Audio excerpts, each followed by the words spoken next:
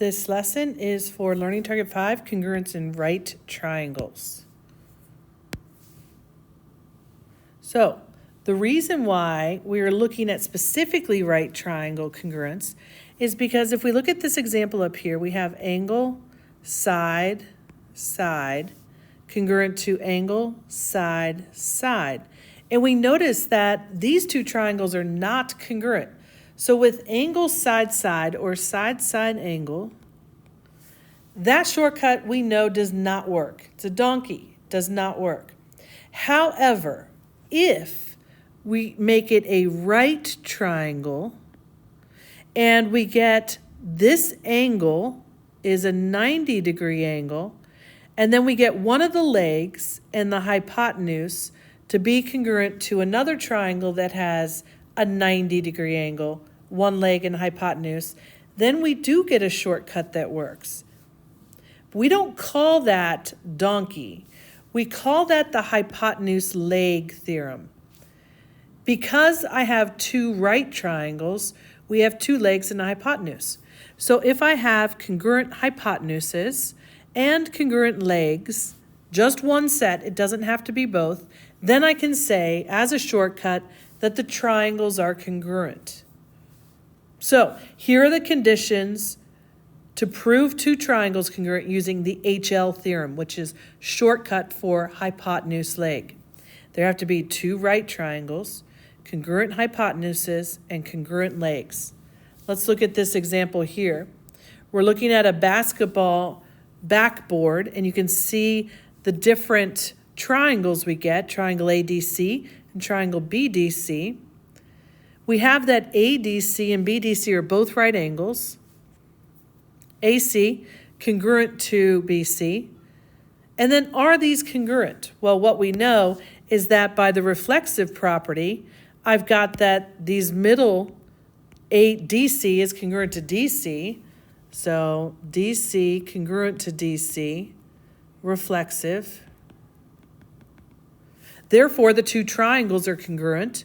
Triangle ADC is congruent to triangle BDC, that's our congruent statement, by the HL theorem. Okay, let's go to the next page. We're going to do some proofs using the HL theorem because we did a lot of proofs using triangle congruence shortcuts, and we're going to do the same for triangle congruence when they're right triangles. So let's see what that looks like. BE bisects AD at point C, and we've got AB perpendicular to, that's why we've got the right angle here, and then we've got this perpendicular, and we have AB congruent to DE. That's given. Then we have AC congruent to DC, AC here congruent to DC there, and the reason for that is because BE bisects AD at C, so this is definition of bisects. Now the measure of ABC and DEC are both 90, and that's by definition of perpendicular. Now we could also, we're used to having the line that says, then ABC congruent to DEC, all right angles are congruent.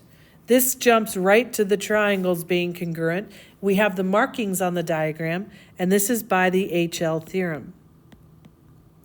So notice we don't call it the angle side side theorem. We call it the HL theorem for hypotenuse leg. Let's go here to this one. We've got CD congruent to EA. AD is perpendicular bisector of CE. So that's all given.